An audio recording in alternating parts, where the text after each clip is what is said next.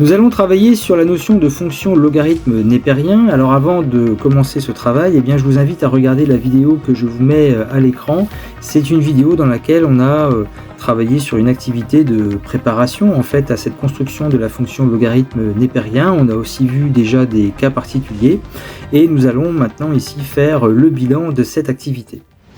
Donc cette fonction logarithme népérien est ce qu'on appelle la fonction réciproque de la fonction exponentielle. Et pour expliquer cette construction de la fonction logarithme népérien, on commence par justement travailler sur cette fonction exponentielle, la fonction f définie par f de x égale exponentielle de x. Donc vous avez ici sa représentation graphique. Je vous mets à l'écran une vidéo dans laquelle on a travaillé sur cette fonction exponentielle. Alors maintenant, la fonction logarithme népérien, comment est-elle construite? Prenons l'exemple du nombre 2. On peut, par le graphique ici, obtenir une valeur approchée du nombre exponentiel de 2. Graphiquement, on obtient environ 7,4. La question est, si on cherche un nombre dont l'exponentielle est égale à 4. Donc, de quel nombre faut-il partir sur l'axe des abscisses pour que son exponentielle soit égale à 4? Ce nombre, il est d'ailleurs compris entre 1 et 2. Lorsqu'on regarde le graphique, ce nombre est ce qu'on appelle le logarithme népérien de 4. C'est-à-dire que c'est le nombre dont l'exponentielle sera égale à 4.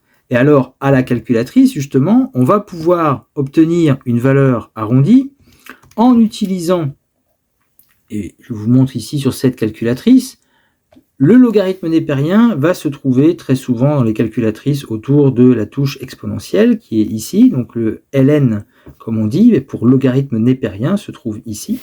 Et donc en tapant ln de 4, on obtient une valeur approximative de 1,38. Maintenant, si on tape exponentielle de 1,38, on n'obtient pas 4. Environ 4. Mais si on veut avoir exactement 4, cette fois-ci, on va taper exponentielle de ln de 4. Et là, on obtient 4. Donc, ce nombre qui vaut environ 1,38, comme je viens de vous le montrer à la calculatrice, sa valeur exacte, c'est ln de 4, et a pour particularité que exponentielle de ln de 4, est égale à 4. Et de la même manière, pour n'importe quel nombre qu'on va appeler B, alors strictement positif, sur l'axe des ordonnées, on pourra déterminer un nombre dont l'exponentielle est égale à B. Et ce nombre est noté ln de B. Donc ln de B, ou logarithme népérien de B, est le nombre dont l'exponentielle est égale à B. On aura donc comme relation exponentielle de ln de B qui est égale à B.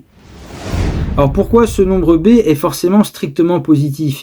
On sait que la fonction exponentielle est toujours strictement positive, la courbe représentative est toujours au-dessus de l'axe des abscisses, une exponentielle ne peut même pas être égale à 0, donc ce qui fait que si on veut déterminer un nombre dont l'exponentielle est égale à une certaine valeur, cette valeur b est forcément strictement positive.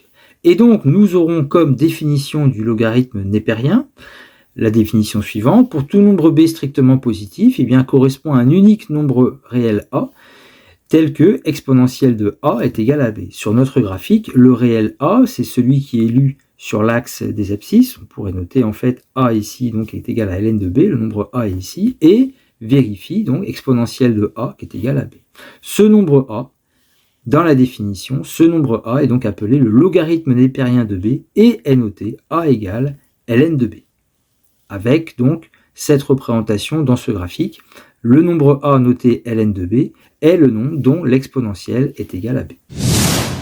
Et nous aurons donc cette propriété de relation entre l'exponentielle et le logarithme népérien, à savoir que pour tout nombre b strictement positif et tout nombre réel a, dire que a est égal à ln de b, ça signifie que exponentielle de a est égale à b, comme nous venons de le voir sur ce graphique.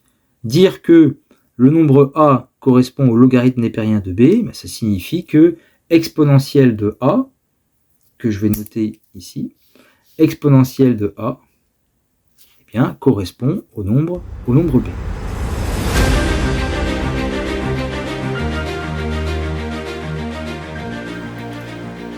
Et donc nous pouvons aussi obtenir des valeurs particulières, notamment ln de 1. Quand on dit ln de 1, ça veut dire quel nombre a pour exponentielle 1? Eh bien, on sait, d'après nos connaissances sur la fonction exponentielle, que exponentielle 0 est égal à 1. Donc ln de 1 est égal à 0. Ensuite, quel nombre a pour exponentielle e? Lorsqu'on dit ln de e, ça veut dire exponentielle de quel nombre donne le nombre e? C'est exponentielle de 1. Exponentielle de 1 correspond au nombre e. Donc ln de e, eh bien, c'est 1. Ensuite, quel nombre a pour exponentielle, il y a 3 petits points ici, attention, quel nombre a pour exponentielle 1 sur e? C'est-à-dire, quand on veut déterminer ln de 1 sur e, c'est quel nombre a pour exponentielle 1 sur e? Mais c'est exponentielle moins 1. Exponentielle moins 1, c'est 1 sur e. Donc ln de 1 sur e, eh bien, c'est moins 1.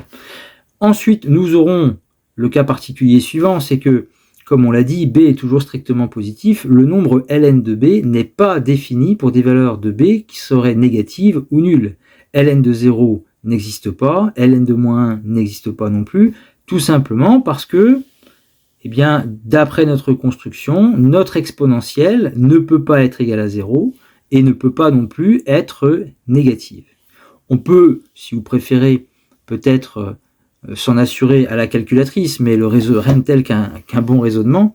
Si on tape ln de 0, la calculatrice vous mettra qu'il y a une erreur, et si vous mettez ln de, on peut modifier en mettant par exemple moins 3, ln de moins 3, eh bien, de la même manière, elle mettra qu'il y a une erreur.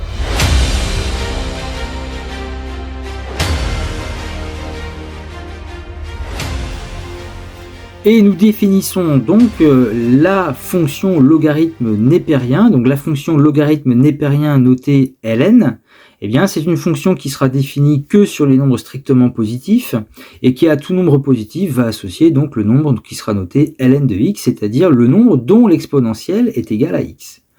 Avec la relation suivante, dire que y est égal à ln de x avec x positif, bien ça équivaut à dire que exponentielle de y est égale à x. C'est exactement la même relation que celle que je vous ai présentée avec le graphique, où on avait vu que dire que a est égal à ln de b, ça signifie que exponentielle de a est égale à b. Et nous aurons comme propriété immédiate le fait que pour tout nombre x positif, eh bien exponentielle d'ln de x est égale à x. Ça, c'est lié à la définition, mais on l'a vu aussi dans l'illustration que je vous ai proposée sur le graphique, où on avait vu que, par exemple, le nombre dont l'exponentielle vaut 4, c'est ln de 4, et donc immédiatement, exponentielle d'ln de 4 est forcément égale à 4. C'est la même chose pour n'importe quel nombre x qui sera donc strictement positif. Et nous aurons aussi le fait que pour tout nombre réel x, ln d'exponentielle de x est égal à x. Pourquoi? Parce que quand on dit ln d'exponentielle de x, on cherche un nombre dont l'exponentielle est égale à exponentielle de x. Bah oui, mais ça, c'est directement x. Pour ça que ln d'exponentielle de x, c'est le x qui est là. C'est celui-là. Alors, de par cette construction de la fonction logarithme népérien qui s'est construite à partir de la fonction exponentielle, eh bien, on dit que la fonction logarithme népérien est la fonction réciproque de la fonction exponentielle, liée aussi au fait que nous avons la relation, par exemple, qui est que ln d'exponentielle de x est égal à x. Je pourrais faire la même illustration pour la première propriété, mais je vais rester sur cette deuxième, qui nous dit en fait que si on prend un nombre, qu'on prend son exponentielle, donc ça fait exponentielle de x, si on prend le logarithme népérien d'exponentielle de x, eh bien on revient sur la variable de départ. Et ça, c'est lié justement à la notion de fonction réciproque, comme on avait pu voir dans l'activité dont je vous ai parlé au tout début, où je vous avais expliqué le lien entre x carré, le carré d'un nombre, et en fait la racine carrée, c'est exactement le même principe. Et une particularité des fonctions réciproques, eh bien c'est que dans un repère orthonormé notamment, les courbes représentatives de la fonction exponentielle et du logarithme népérien, eh bien, vont être symétriques par rapport à la droite d'équation y égale x. Vous avez ici en noir, la droite d'équation y égale x sur ce graphique. Je vais d'ailleurs le rajouter. Vous avez ici en pointillé la représentation graphique de la fonction exponentielle de x. Je vais le noter ici en bleu. On va l'appeler g de x égale exponentielle de x. Ça, c'est la représentation graphique ici de la fonction exponentielle. Et en rouge ici, eh bien, vous avez la représentation graphique de la fonction définie par f de x égale ln de x, avec cette particularité que vous avez une symétrie axiale, une symétrie d'axe, la droite d'équation y égale x, entre la fonction logarithme népérien que vous avez ici et la fonction exponentielle que vous avez ici. Et ce phénomène de symétrie pour des fonctions réciproques, eh bien, on a le même phénomène pour la fonction carrée et la fonction racine carrée. Je vous propose ici le graphique. Vous avez ici la fonction carrée sur l'intervalle 0 plus l'infini, la fonction racine carrée ici en bleu, et vous avez la droite d'équation y égale x, et vous voyez bien une symétrie axiale entre justement ces deux fonctions, symétrie d'axe, la droite d'équation y égale x.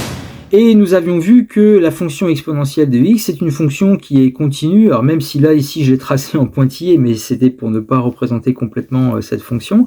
La fonction exponentielle est continue, et par symétrie, eh bien, votre fonction, la fonction logarithme népérien, eh bien, est aussi une fonction qui est continue sur son intervalle de définition, c'est-à-dire l'intervalle, ici, donc 0 plus l'infini. La fonction logarithme népérien est continue sur cet intervalle.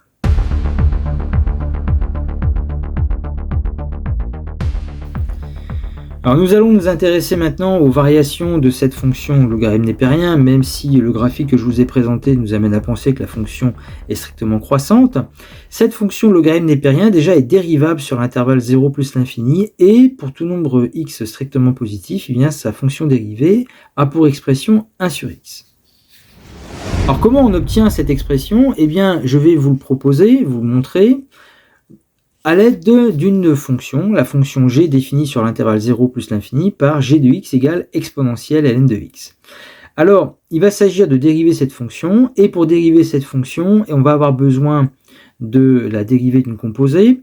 Là, je vous mets à l'écran une vidéo justement dans laquelle on a travaillé sur la dérivée de composée et la dérivée de composée avec une exponentielle. Donc on aura g de x qu'on va écrire sous la forme exponentielle de u de x, avec u de x qui est la fonction logarithme népérien. Alors quand on calcule sa dérivée, à l'aide de la formule de dérivation d'une composée, on va obtenir g' de x est égal à u' fois exponentielle de u, ça c'est la dérivation d'exponentielle de u. Mais notre fonction g a une particularité, c'est que cette fonction g de x égale exponentielle d'ln de x, exponentielle d'ln de x, comme on l'a vu dans cette partie, c'est égal à x. Donc sa dérivée à la fonction g est égal à x, donc g' de x est égal à 1. Mais on va donc avoir u' fois exponentielle de u, qui correspond à g', qui est égal à 1. Donc on va avoir u' fois exponentielle de u, mais u c'est ln de x. Donc on va avoir u' fois exponentielle de ln de x est égal à 1. Mais exponentielle de ln de x est égal à x. Donc u' fois x est égal à 1. Et comme x est dans l'intervalle 0 plus l'infini, on peut diviser par x sans problème. U' sera donc égal à 1 sur x. Or, u' n'est rien d'autre qu'en fait la dérivée de ln de x. Voilà. Donc ça veut dire que la dérivée de ln de x, eh bien, c'est 1 sur x. Ce qui nous amène à construire directement le tableau de variation de cette fonction ln de x, la fonction logarithme népérien. Nous venons de voir que sa fonction dérivée est égale à 1 sur x.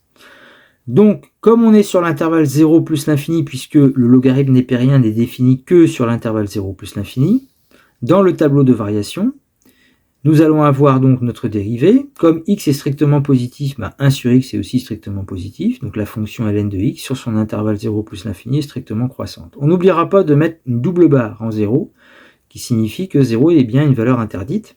Ensuite, on rajoutera que ln de 1 est égal à 0, et ln de e est égal à 1. Ce sont les valeurs particulières qu'on a vues aussi dans cette partie. Donc, au final, notre fonction logarithme népérien est strictement croissante sur l'intervalle 0 plus l'infini.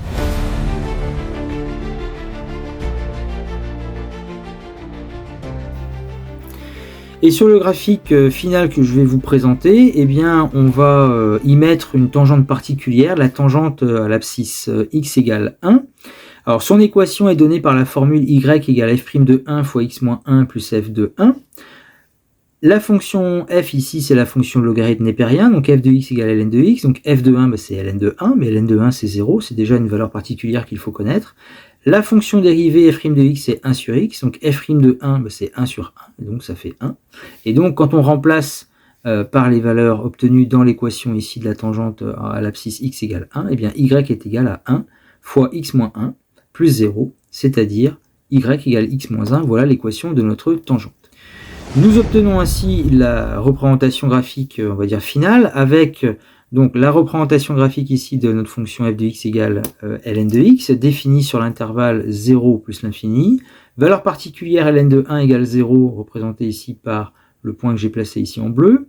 Nous avons ici la tangente à l'abscisse 1.